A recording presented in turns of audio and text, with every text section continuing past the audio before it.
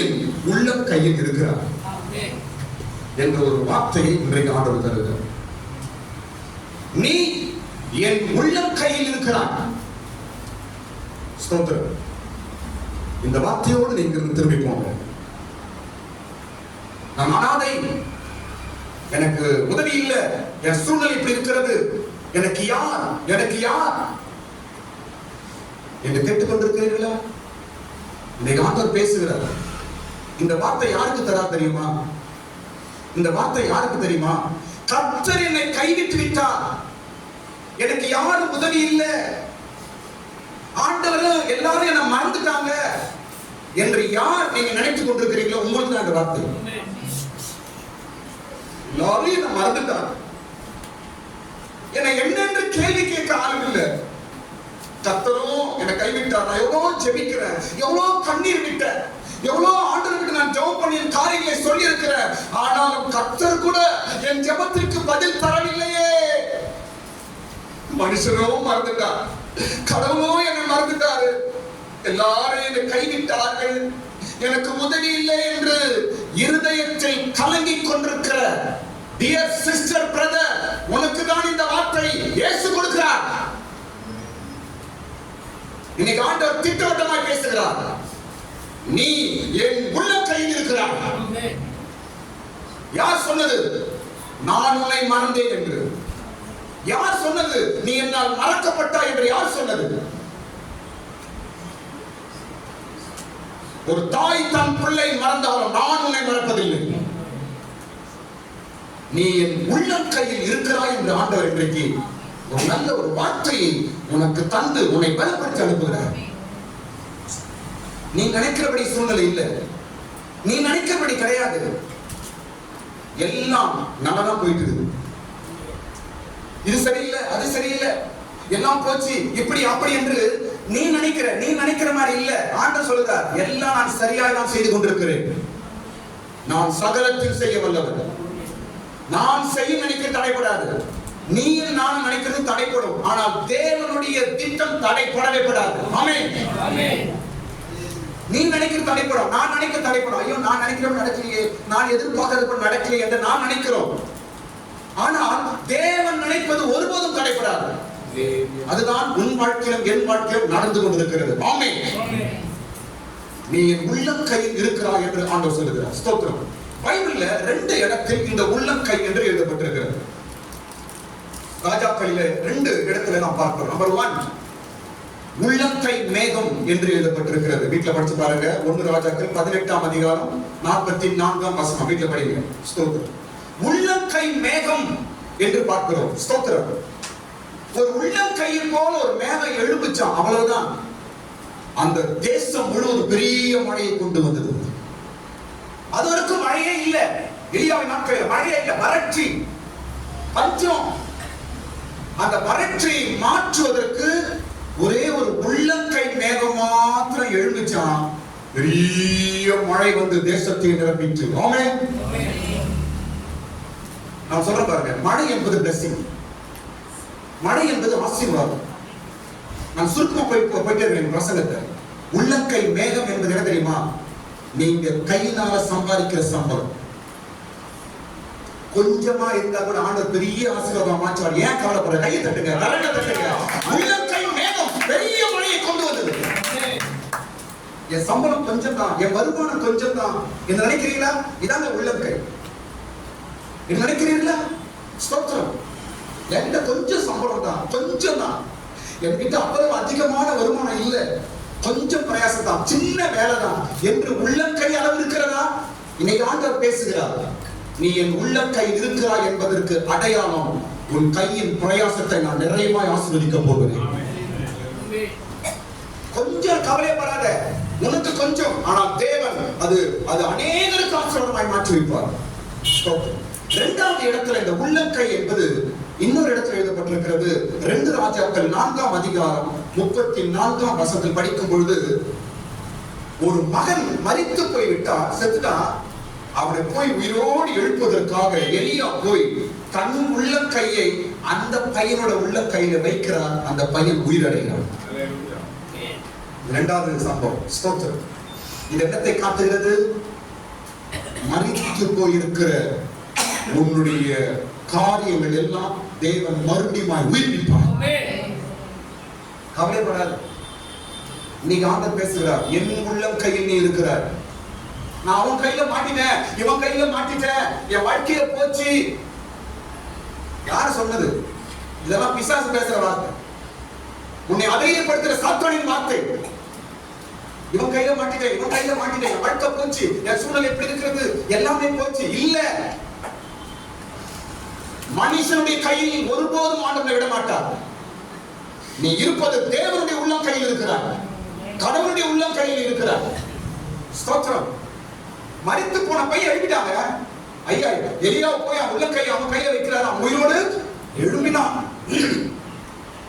மரித்து போன காரியங்கள், செத்து போன உன்னுடைய குடும்ப சமாதானம், செத்து போயிருக்கிற உன்னுடைய சூழ்நிலை, செத்து போயிருக்கிற உன்னுடைய என்ன ஆசீர்வாதங்கள், செத்து போயிருக்கிற எல்லா வருமானங்கள் இயேசுவின் நாமத்தினால், என் வார்த்தையில தேவ வார்த்தை ஆண்டவர் மறுபடியும் உயிர்ப்பிக்க போகிறார்.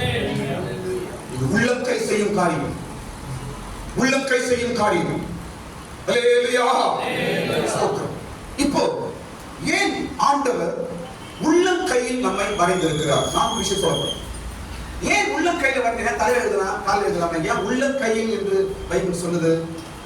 ஆண்டவர் ஏன் நம்மை உள்ளம் கையில் வரைந்திருக்கிறேன் என்று ஏன் சொல்லுகிறார் என்றால் 4 விஷயம்.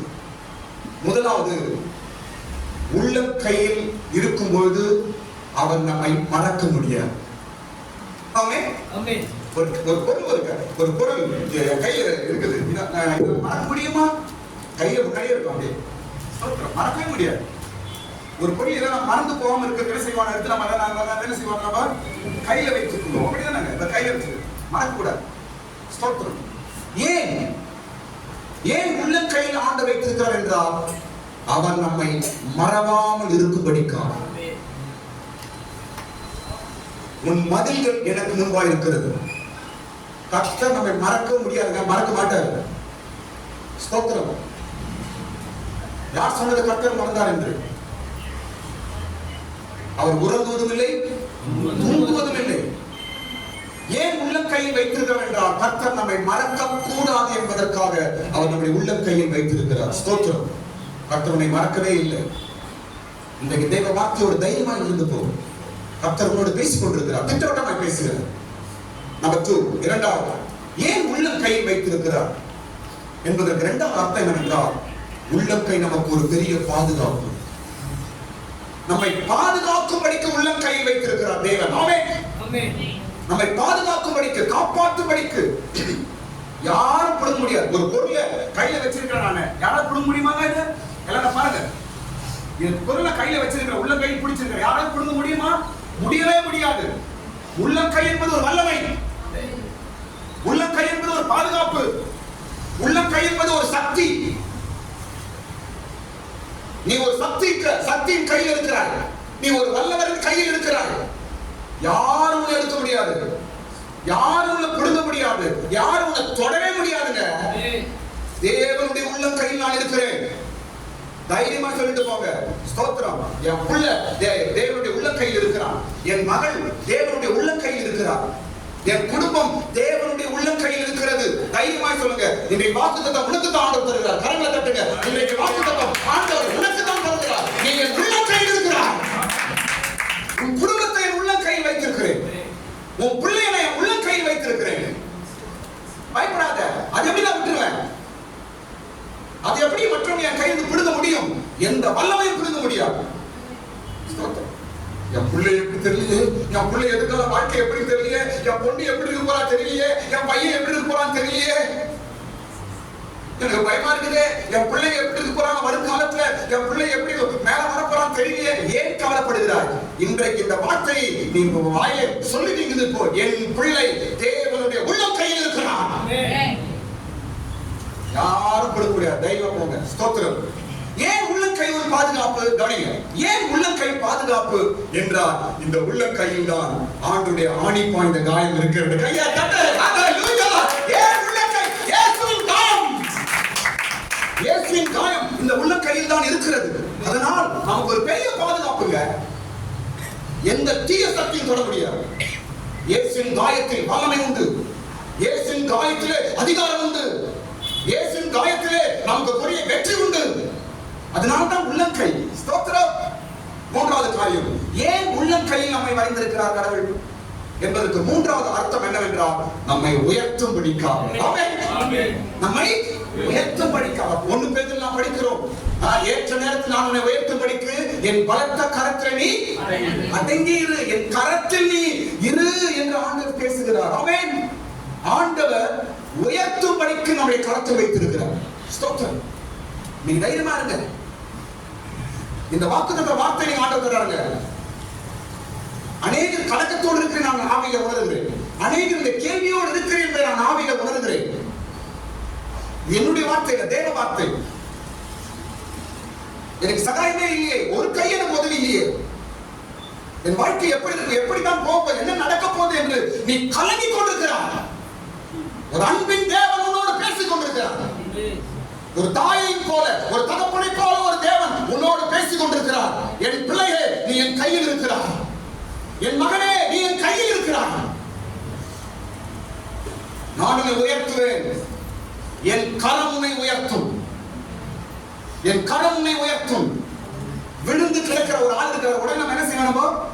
கையை தான் கொடுப்போம். அப்படிதானே? கீழே விழுந்திருக்கிற ஒரு ஆளுக்கு அவரை தூக்கணும், நம்ம என்ன செய்வோம்? நம்ம கையை கொடுப்போம்.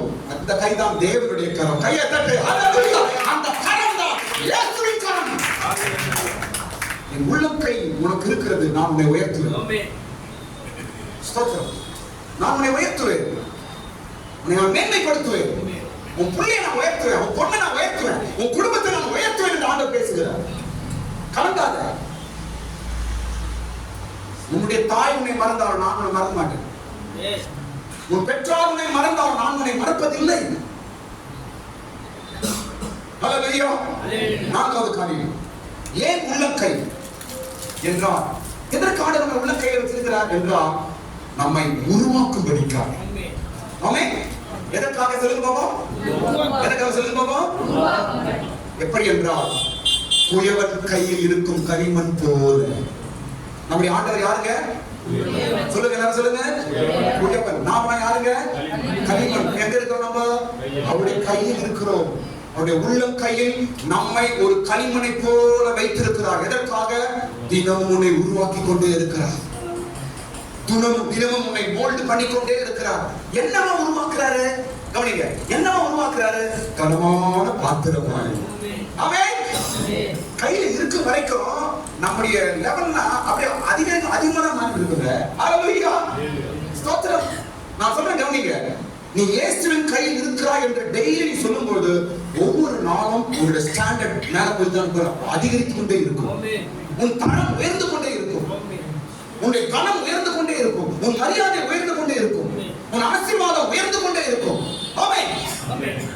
தேவனுடைய கையில் இருக்கும்போது அப்படியே இருப்பான் அவரால் இல்ல. ஆண்டவருடைய கரத்தில் இருக்கிறாய் என்றால் நீ அப்படியே இருக்க முடியாது. உன் ஸ்டாண்டர்ட் உயர்ந்து கொண்டே இருக்கும். உன்னை உருவாக்கி கொண்டே இருப்பார். கனமான பாத்திரமாய், மரியாதை உள்ள பாத்திரமாய், ஆசீர்வாதமான பாத்திரமாய், ஒரு உயர்வான பாத்திரமாய் அவனை உருவாக்கி கொண்டே இருப்பார். ஆமென். ஹல்லேலூயா. இதுதான் தேவன் நம்மை அவருடைய உள்ளங்கையில் வைத்திருக்கிறார் என்பதற்கு அடையாளம். ஸ்தோத்திரம். கடைசியாக பகுதியில் நான் வருகிறேன். உள்ளங்கையில் வைத்திருக்கும் தேவன் நமக்கு சொல்லும் 5 வார்த்தைகள் சொல்லி நான் முடிக்க போகிறேன். உள்ளங்கையில் வைத்திருக்கும் தேவன் இன்னைக்கு என்ன சொல்றாரு? சரி, உள்ளங்கையில் தான் வச்சிருக்கிறாரு. அவர் என்ன சொல்ல போறாரு? 5 வார்த்தை சொல்ல போறாரு. உள்ளங்கையில் நான் உன்னை வைத்திருக்கிறேன். அவர் உனக்கு கொடுக்கும் 5 வார்த்தைகள். எத்தனை வார்த்தைகள்? 5 வார்த்தைகள். ஸ்தோத்திரம். எல்லாம் ஏசாயா 49ஆம் அதிகாரம் எடுத்து வைத்துக் கொள்ளும். நல்லா இருக்குது, வீட்டில் படிச்சுப்பாரு. ஏசாயா 49ஆம் அதிகாரத்தில் தான் அது வைத்திருக்க சொல்லப்படுது. 16ஆம் வசனம் சீக்கிரம் படிங்க தம்பி. 16ஆம் வசனம், என் உள்ளங்கையில் உன்னை வரைந்திருக்கிறேன். ஸ்தோத்திரம். இந்த உள்ளங்கையில் வைத்திருக்கும் தேவன் நமக்கு கொடுக்கும் 5 வார்த்தைகள். இந்த வார்த்தையோடு இருந்து போங்க. தேவன் செய்யும் காரியம் பயங்கரமா இருக்கும். ஹல்லேலூயா. முதல் வார்த்தை, உள்ளங்கையில வைத்திருக்கிற தேவன் சொல்லும் முதல் வார்த்தை என்ன தெரியுமா? உன்னை நிர்மூலமாக்கினவர்கள் உன்னை விட்டு போய் விடுவார்கள். ஹல்லேலூயா. முதல் வார்த்தை உள்ளங்கையில் வைத்திருக்கிற தேவன் உனக்கு கொடுக்கும் வார்த்தை. நீ உள்ளங்கையில் இருக்கிற என்று ஆண்டவர் சொல்லிட்டாரு. இப்ப உனக்கு என்ன சொல்ற தெரியுமா? உன்னை நிர்மூலமாக்கினவர்கள் உன்னை விட்டு போவார். படிக்கிற வசனம் 17ஆம் வசனம் சீக்கிரம் உன் குமாரர் தீவிரித்து வருவார்கள், உன்னை நிர்மூலமாக்கினவர்களோ உன்னை நிர்மூலமாக்கினவர்கள் உன்னை விட்டு போய் விடுவார்கள். நான் சொல்ல கவனிங்க, எல்லாரும் பாருங்க. 2025 ஒரு விசேஷமான வித்தியாசமான வருஷமா இருப்பது பாருங்க. நீங்க இதுவரைக்கும் உன்னை கெடுத்து நினைச்சு உனக்கு பிரச்சனை உண்டாக்கினவன இந்த வருஷம் நீ பார்க்க போறது இல்லை. உன்னை நிர்மூலமாக்கினவர்கள் உன்னை விட்டு போய்விடுவார். நம்பர் 1. இரண்டாவது வார்த்தை உன்னை பாழாக்கினவர்கள் உன்னை விட்டு போய்விடுவார். அதெல்லாம் படிங்க தேவசத்துல. உன்னை பாழாக்கினவர்களோ உன்னை விட்டு புறப்பட்டு போவார்கள். ஆமென். உன்னை நிர்மூலமாக்கினவர்கள் உன்னை விட்டு புறப்பட்டு போய்விடுவார்கள். உன்னை பாழாக்கினவர்கள் உன்னை விட்டு புறப்பட்டு போய்விடுவார்கள். ஸ்தோத்திரம். நீ உள்ளங்கையில் இருக்கிறாய். பாருங்க, சில குடும்பம் ஃபேமிலி மேல வராதுக்கு காரணமே இது போல சில கேண்டிடேட் தான். நிர்மூலமாக்குற கேண்டிடேட், அதுக்கப்புறம் யாரு பாழாக்குற கேண்டிடேட். எப்படியோ நம்ம வீட்டை சுத்தி குடும்பத்தை சுத்தி வேலை செய்யணும். இவங்க கெட்டு போகணும், இவங்க வளரக்கூடாது, இவங்க பாழாகணும். அவன் குடும்பத்தை பத்தி அவனுக்கு அவன் கவலை இருக்காது. ஆனா மற்றவங்க குடும்பம் மேல வரக்கூடாது, அதான் அவன் பெரிய கவலையே. இப்படிப்பட்ட ஆளுதான் உன்னை விட்டு புறப்பட்டு வெளியே போக போறாங்க. ஆமென். உன்னை விட்டு தூரம் போக போகிறான். கர்த்தருடைய கரத்தில் இருக்கிற உன்னை வளர விடாம, உன்னை ஆசீர்வாதமா இருக்க விடாம, உன்னை கெடுக்கணும்னு நினைச்சு இருக்கிறானா கடவுள் கூட வைப்பாரா? வைக்க மாட்டார். தூரப்படுத்துவார், வித்தியாசத்தை காண்பிப்பார். நீ கர்த்தருடைய பிள்ளை, நீ அவருடைய கரத்தில் இருக்கிறாய் என்பதை தேவன் காண்பிப்பார். முதலாவது என்ன? நிர்மூலமாக்கினவர்கள் உன்னை விட்டு போய்விடுவார்கள். இரண்டாவது பாழாக்கினவர்கள் உன்னை விட்டு புறப்பட்டு போவார்கள். ஸ்தோத்திரம். நடக்க போது பாருங்க. ஆச்சரியமா சில ஆளுலாம் உங்களை விட்டு தூரமா போறாங்க. கண்டு நடுக்காதீங்க, நல்லதுதான். ஐயோ போயிட்டாங்க, நோ. தேவன் செய்வது உண்மையா இருக்கும், அதுக்காக கலங்காதீங்க. ஒருவேளை அந்த ஆளான உங்களுக்கு உதவியா இருக்கிற மாதிரி தெரிஞ்சிருக்கும். ஆனாலும் இந்த வசனத்தை நினைவு கூர்ந்து தைரியமா நிர்மூலமாக்கினவர்களும் உன்னை பாழாக்கினவர்களும் உன்னை விட்டு புறப்பட்டு போவார்கள். ஸ்தோத்திரம். அப்படின்னா அர்த்தம் இல்ல, இனிமே உன் நிலைமை மாறப்போகுது. கையை தட்டு, கரையில தட்டு. இனிமே உன் சூழ்நிலை மாறப்போகுது. இனிமே குடும்பத்தின் நிலவரம் மாறப்போகுது. இனிமே உன் வாழ்க்கை முன்னேற போகுது. இனிமே நீ செய்யற காரியங்கள் எல்லாம் பிளஸிங் தான் மாறப்போகுது. ஹல்லேலூயா. மூன்றாவது காரியம், உன்னை விழுங்கினவர்கள் தூரம் போறாங்க. 19ஆம் வசனம், உங்களை விழுங்கினவர்கள் தூரமாய் போறார்கள். அந்த லைன் மாதிரி படிக்கலாம். உன்னை விழுங்கினவர்கள் தூரமாவார்கள். உன்னை விழுங்கினவர்கள் என்ன ஆவாங்க? தூரமாவார்கள். நம்மளுக்கே தெரியல யார் என்ன விழுங்கினா, நம்மளுக்கே தெரியல. ஏதோ நடந்து கொண்டிருக்கிறது உன் குடும்பத்துக்கு விரோதமாக, ஏதோ நடந்து கொண்டிருக்கிறது உன் ஆசீர்வாதத்துக்கு விரோதமாக, ஏதோ நடந்து கொண்டிருக்கிறது உன் பிள்ளைகளுக்கு விரோதமாக, ஏதோ நடக்குது, ஏதோ ஒரு காரியம் மனுஷன் மூலமா ஏதோ நடக்குது. ஆண்டவர் பேசுறாரு. உன்னை விழுங்கினவர்கள் உன்னை விட்டு தூரமாய் போக போகிறார்கள். மேல வராதபடிக்கு எப்பவுமே நம்மளை பத்தியே நடக்குது, எப்பவுமே நம்மளை பத்தியே பேசுறது, எப்பவுமே நம்மளை பத்தியே முழுங்கிறது. உன்னை விழுங்கினவர்கள், உன் ஆசீர்வாதத்தை, உன் நன்மையை விழுங்கினவர்கள், உன் கையால சாப்பிட்டவங்க, உனக்கு துரோகம் பண்ணவங்க, உனக்கு கெடுதல் நினைத்தவர்கள், உன்னை விழுங்கினவர்கள், உன் குடும்பத்தை விழுங்கினவர்கள் எல்லாரும் உன்னை விட்டு தூரம் போகிறார். இது ஆண்டவர் செய்ய போகிறார். இப்படி போனாங்க நமக்கு நன்மை நடக்குங்க. ஆமென். நான் சொல்றேன் பாருங்களேன், என்ன கவனிங்க. ஆபிரகாம் ஒரு பெரிய ஆசீர்வாதமான ஒரு மனிதனாய் மாற வேண்டும் என்றால் லோத்து தூரம் போகணும். லோத்து கூட இருக்கிற வரைக்கும் ஆபிரகாம் பிளஸிங் எடுக்க முடியல. எப்போ லோத்து தூரம் போனானோ அப்பொழுதுதான் ஆபிரகாம் சீமோனாய் மாறினான். கையை தட்டு, கரங்களை தட்டு. தூரம் போகணும். சில பேர் தூரம் போகணும். கடவுள் தூரப்படுத்துவார். கலங்காதீங்க. ஸ்தோத்திரம். ஆபிரகாம் லோத்து சகோதரர்கள் தான். ஆனாலும் லோத்து எப்போ ஆபிரகாமுக்கு தூரம் போனானோ அதன் பிற்பாடுதான் ஆபிரகாம் சீமானாய் நிறைந்த ஆசீர்வாதமாய் மாற்றப்பட்டார். ஸ்தோத்திரம். இன்னைக்கு ஆண்டவர் பேசுகிறார். நீ உள்ள கை வைத்திருக்க நான் உன்னை இதுவரைக்கும் நீ அழுது கண்ணீர் போதும், நான் காரியம் செய்ய போகிறேன், அழாத. நான் உன்னை கை விடல, நான் உன்னை மறந்து போல. உன் ஜெபம் நான் கேட்டிருக்கிறேன், உன் கண்ணீரை நான் கண்டிருக்கிறேன். நான் உன் கடவுள், நான் உன் தேவன் என்று ஆண்டவர் பேசுறாரு. உன் ஜெபத்திற்கு பதில் தான் சில ஆள் உங்களை விட்டு தூரம் போகிறாங்க. உங்களுடைய கண்ணீருக்கு பதில் தான் உங்களை விழுங்கினவர்கள் தூரம் போகிறார்கள். உன் ஜெபத்திற்கு பதில் தான் உன்னை பாழாக்கினவர்கள், உன்னை நிறுவனமாக்கினவர்களா கடவுள் தூரப்படுத்த போற சில ஆள் தூரம் அன்பு போற ஆண்டவர். உன் குடும்பத்தை கிட்டே வராதபடி சில ஆளை தூரம் பண்ண போகிற ஆண்டவர். எது தெரியுமா? நாம் செய்த ஜெபம் ஒருவேளை இப்படி நடந்துச்சுன்னா தப்பா நடக்க நினைக்காதீங்க. என் ஜெபத்துக்கு பதில் கிடைத்தது. கையை தட்டு, கரங்களை தட்டு. அப்படி நினைங்க. என் ஜெபத்துக்கு பதில் கிடைத்தது நினைங்க. ஐயோ இவங்க என்கிட்ட பேச மாட்டாங்க, ஐயோ இவங்க என்கிட்ட வர மாட்டாங்க, நல்லதான் இருந்தாங்களே, ஏன் அதையும் யோசிச்சு நீ டிப்ரெஸ் போயிட்டாரு. அதையும் யோசிச்சு நீ ஆள் மாறிடாரு. நீ நினைப்பது என்ன? என் ஜெபத்துக்கு பதில் கிடைத்தது, ஏதோ ஆண்டவர் செய்கிறார், அவ்வளவு. ஆமென். கடவுள் தூரப்படுத்த நீ போய் பிடிச்சிட்டு கடவுள் அவங்க தூரப்படுத்த நீ போய் அவங்க சேர்க்கிறார். ஸ்தோத்திரம். கர்த்தரின் ஜெபத்துக்கு பதில் கொடுத்தார். ஆமென் சொல்லிட்டு போ. உன்னை விழுங்கினவர்கள் தூரமாவார்கள். நான்காவது காரியம், நான்காவது வார்த்தை ஆண்டவர் சொல்ற நான்காவது வார்த்தை இருக்கிறார். பராக்கிரமத்தினால் சிறைப்பட்டவர்கள் விடுதலையாக்கப்படுவார்கள். 25ஆம் வசனம். பராக்கிரமத்தினால் சிறைப்படுத்தப்பட்டவர்கள் விடுதலையாக்கப்படுவார்கள். 25ஆம் வசனம் படி. என்றாலும் இதோ பராக்கிரமனால் சிறைப்படுத்தப்பட்டவர்களும் விடுவிக்கப்படுவார்கள். ஆமென். விடுவிக்கப்படுவார்கள். பராக்கிரமத்தினால் சிறைப்படுத்தப்பட்ட யார்? பராக்கிரமன் சாத்தான். பராக்கிரமன் யாருங்க? சாத்தான், தீய சக்தி. சிறை பண்ணி வச்சிருக்கான். அப்படியே டெவலப் ஆகாத படிக்கு, நீ முன்னாடி போகாத படிக்கு ஏதோ ஒரு தடை, ஏதோ ஒரு காரியம் உன்னை அப்படியே ரவுண்ட் அப் பண்ணி வச்சிருக்குது.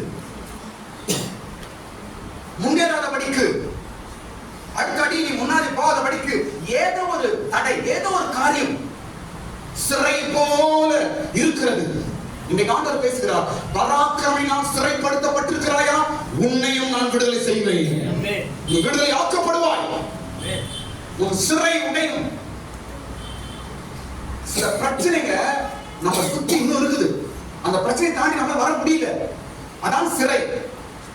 வெளியே வர முடியாத சில பிரச்சனைகள் இருக்குது. ஆண்டவர் 2025ஆம் வருஷத்துல அந்த சிறையை உடைக்க போகிறார். அந்த சிறை உடைய போகிறது. பிரச்சனை வெளியே வர முடியலையே என்று பல வருடமாய் உள்ளே நீ குமிழ்ந்து கொண்டு வெளியே வர முடியாமல் தவித்துக் கொண்டு இருந்த அந்த சிறை இந்த வருடத்துல இயேசுவின் நாமத்தினால உடைக்கப்படுவதாக. நீ உள்ள கையில் இருக்கிறார்.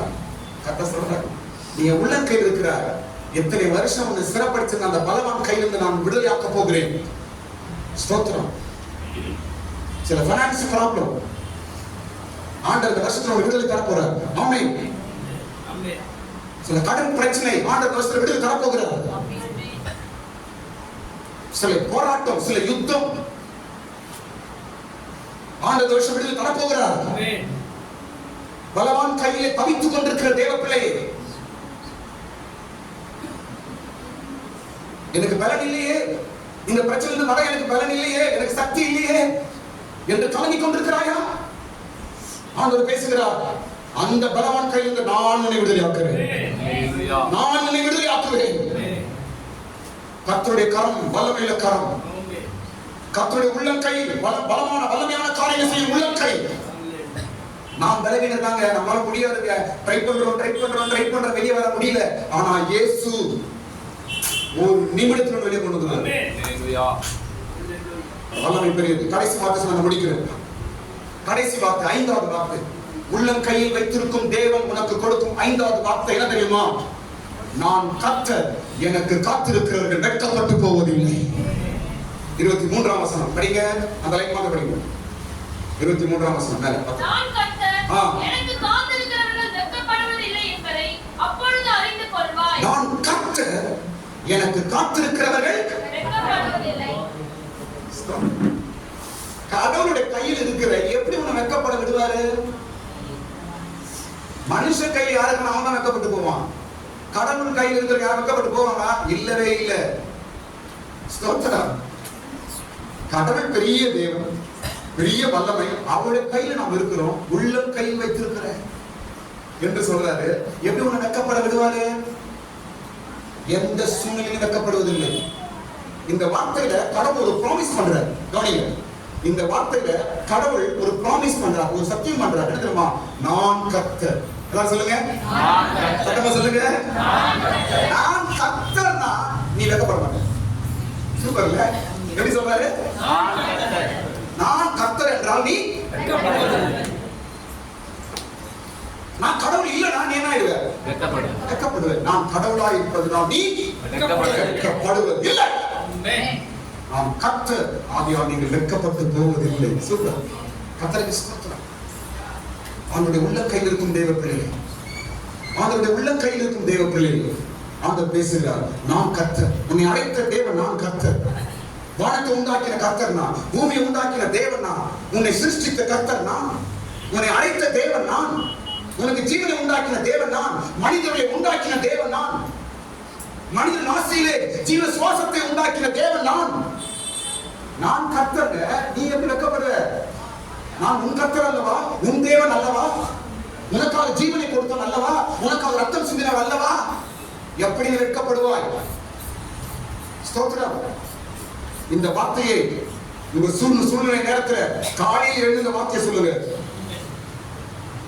நான் தேவனுடைய உள்ள கையில் இருக்கிறேன் சொல்லிட்டு போங்க. அம்மா நீ கடவுளுடைய உள்ள கையில் இருக்கிற. பிள்ளைய பார்த்து சொல்லுங்க, பையனை பார்த்து சொல்லுங்க, நீ கடவுளுடைய உள்ள கையில் இருக்கிற. போப்பா. அம்மா நீ கடவுளுடைய உள்ள கையில் இருக்கிற. போ, தைரியமா போ. படிக்க போறியா? போ. வேலைக்கு போறியா? போ. கர்த்தர் உள்ளம் கையில் நாம் இருக்கிறோம். ஆண்டவரே, என் குடும்பத்தை உங்கள் உள்ளம் கையில் வைத்திருக்கிறபடியாய் ஸ்தோத்திரம். என் கணவனை உங்களுடைய உள்ளம் கையில் வைத்திருக்கிறபடியாய் ஸ்தோத்திரம். என் மனைவியை உங்களுடைய உள்ளம் கையில் வைத்திருக்கிறபடியாய் ஸ்தோத்திரம். என் வீட்டை உங்களுடைய உள்ளம் கையில் வைத்திருக்கிறபடியாய் ஸ்தோத்திரம். இப்படி சொல்லி பாருங்க, காரியங்கள் எப்படி நடக்கப்போது பாருங்க. ஆண்டவர் கொடுத்திருக்கிற இந்த 5 வார்த்தையை உங்களுக்குள்ளே நிறைவேற்றுவார். எல்லாரும் கண்களை மூடுவோம். ஆமென். ஆண்டவரே ஸ்தோத்திரம். ஹalleluya ஹalleluya. ஸ்தோத்திரம் ஸ்தோத்திரம் ஆண்டவரே, ஸ்தோத்திரம் ஆண்டவரே, ஸ்தோத்திரம் ஆண்டவரே, ஸ்தோத்திரம் ஆண்டவரே. ஹalleluya.